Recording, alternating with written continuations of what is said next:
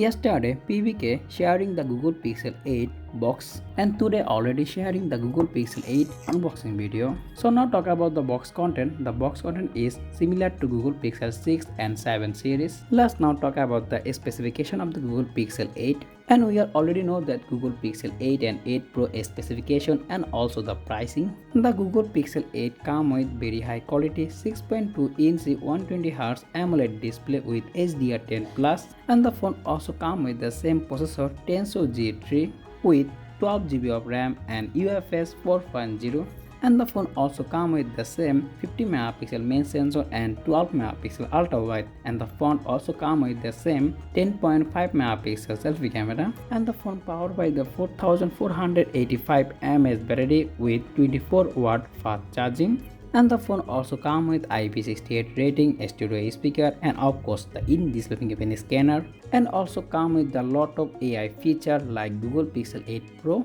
So that's pretty much for today's video. If you found this video informative, don't forget to hit the like button and also subscribe my channel for more content like this. As always, thanks for watching and I will be catching you in the next one. Take care. Allah Hafiz.